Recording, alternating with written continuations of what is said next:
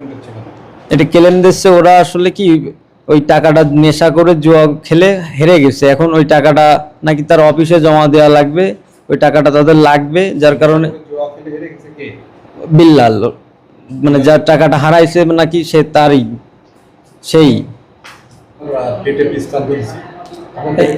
এই পেটে পিস্তল ধরছে ওই বিল্লালের একটা মামা, ওর নাম হচ্ছে ফয়সাল। ওকে আমি চিনি, হ্যাঁ জি।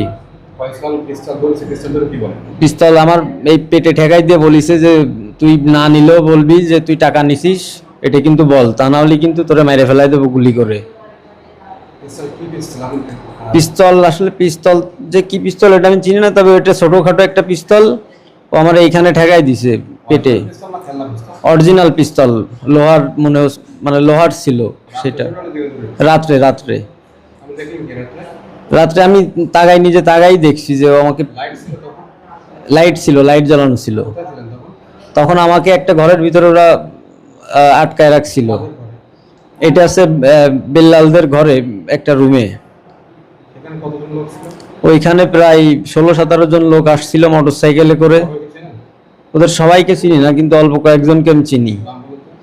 একজনের নাম সাব্বির, একজনের নাম ফয়সাল, একজনের নাম রায়হান, একজনের নাম সাকিব। এরা এদের আরো আরো কিছু লোক ছিল, কিন্তু এদের আমি চিনি না, এরা বাইরের। রাজিয়া বেগম।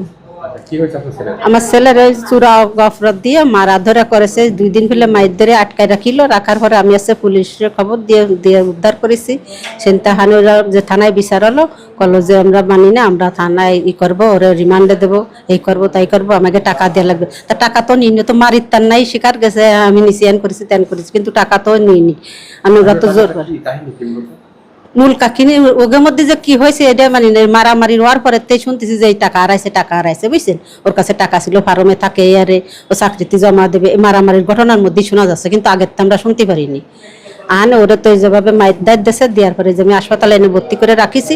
রাখার পরে এই যে আমি কি করবো, আমি তো গরিব মানুষ, অত টাকা নিই, ও তো কাজ করে, ও সে কাজ করে সন্ধ্যেবেলায় আসে, সেই সন্ধ্যেবেলায় ওর দাবড়াই ধরে মাইর ধরে করে আটকাই রাখিল। আটকাই রাখার পরে আমি থানায় খবর দিলাম, দেওয়ার পরে পুলিশে যে ওরা উদ্ধার করেছে।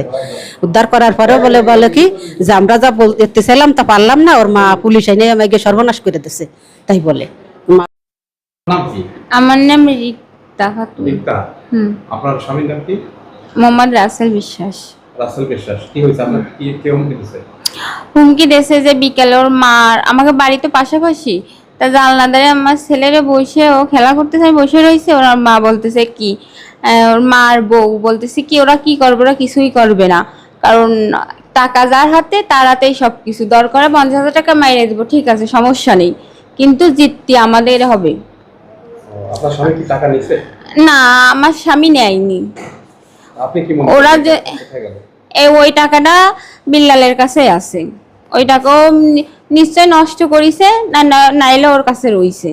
আপনার স্বামী কি এরকম বেলেট করছে, কোনো ক্লেম দিচ্ছে কেন? ক্লেম দিচ্ছে টাকাটা, মনে করেন ওনার কাছে তো 1,50,000 টাকা ছিল, সেইখানেতে সে তো হয়তো নষ্ট করে ফেলিছে। আগে এক ফিরে এনে দিচ্ছে নাকি, সেই টাকা নষ্ট করিছে, ফিরে নষ্ট করে ফেলিছে, এসে তার বোর গহনা বন্ধক দিয়ে তাই নিয়ে আইছে টাকা।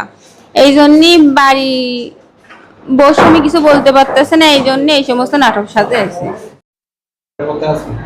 জি, এখন আসলে আমার পাশে যে সাপোর্ট নেবে যারা, তাদেরকেও তারা অনেক রকম হুমকি ধামকি দিচ্ছে। আমার বাড়ির পাশে আমার চাচা বনির পরেও তারা অনেক রকম ক্ষিপ্তভাবে তাকে ভয় দেখাচ্ছে যে তুই আর সাপোর্ট নিশ্চিত কেন, তোকেও দেখে নেব, বিভিন্ন ধরনের কথাবার্তা বলে তারও। অবশ্যই না, ওর টাকা সম্পর্কে আমি জানিও না।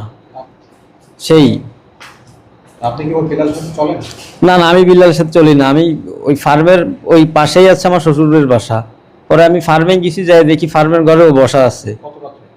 এটা অনেক রাত্রেই, রাত 12টা 12:30টার দিকে। ফার্মে যে খাবার পানি দেয় মুরগের,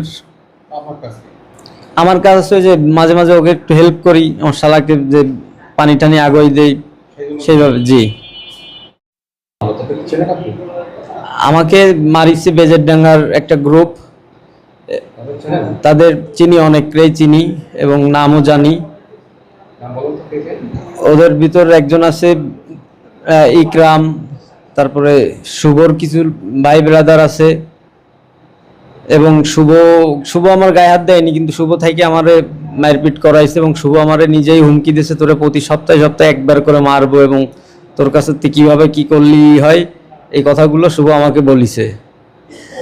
কি দিয়ে মারছে আপনাকে? শুভ মারি নাই, মানে শুভর ছেলে পেলে আমাকে ওইখান থেকে ওই যে বেজের ডেঙ্গার যে কাঠের যে চলা, তারপরে আমাকে ফেলে আমাকে পাড়াইছে, অনেক ধরনের ইয়ে করে ঘুষি থাবা লাথি। জি, অনলাইন জুয়া খেলে। জুয়া খেলে কে কে? অনলাইন জুয়া খেলে বিল্লাল, আগে শুধু বিল্লালই অনলাইন জুয়া খেলে ওইখানে। অনলাইন জুয়ার যে ইয়ে আছে, ওই যে থাকে যার কাছে টাকা নেয়, জি, যে নেয় কার কাছে টাকা, অনলাইন জুয়ার টাকাটা আছে নিজের ফোন থেকে উঠায়, এবং টাকাটা ডিপোজিট না কি বলে ওইটা করে আছে আমাদের পাকার মাথা ইসলাম কাকার দোকান থেকে। আমার ওই শালাকে দিয়ে ও বারবার পাঠায় এবং ওই টাকাটা ডিপোজিট করায়। আপনাকে সেই টাকা নেওয়ার বা চুরির দায় দিচ্ছে কেন? আমাকে সেই চুরির দায় দিচ্ছে।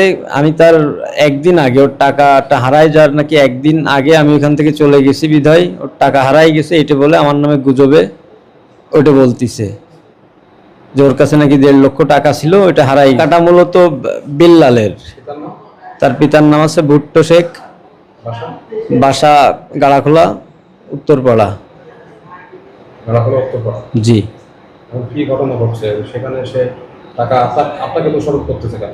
তারা আমাকে দোষারোপ করতেছে, ওইখানে একদিন আগে আমি ছিলাম, মানে যে বাসাটা, ওই বাসাটা হচ্ছে একটা ফার্মটা আমার শালা পরিচর্যা করে, মানে ফার্মটা আমার শালা চালায় আর কি। সেইভাবে ও যায় ওইখানে, ওই ঘরের ভিতরে বসে বসে ফোনে জুয়া খেলে এবং ই করে। এক পর্যায়ে আমি যাই দেখি যে ও ফোনে ওইগুলো আমাকে মারধর করেছে। আমাদের এলাকার ভুট্টোর ছেলে বিল্লাল, ভুট্টো এবং তার ভাই ব্রাদার এবং আশপাশে আরও অনেকে আমাকে মারধর করেছে। আমার নাম মোহাম্মদ রাসেল, আমার বাবার নাম মোহাম্মদ ওহিদ। ঘটনা হচ্ছে আমাদের এলাকার কিছু লোকজন আমাকে ধরে মারপিট করছে, তারই একটা ঘটনা। মানে আমার ছেলে যাতে নিরাপত্তায় থাকতে পারে, ওকে সেইভাবে আপনারা একটু করবেন। মানে আপনার ছেলেকে হুমকি দিচ্ছে? হ্যাঁ, আমার ছেলেকে হুমকি দিচ্ছে, বাড়ির লোকে, ওই বিল্লালের সব মানে ও তো সব লোকজন খবর দিয়ে নিয়ে আসে, ভাড়া করে এনে সব তাই দেন, সব হুমকি দিচ্ছে। আমার ঘরের মধ্যে যায় ওরা, মানে সব কুটমাট করেছে, খোঁজে খাইজে দেখেছে, ই করেছে, আমার ঘরে যায় ও আমার না।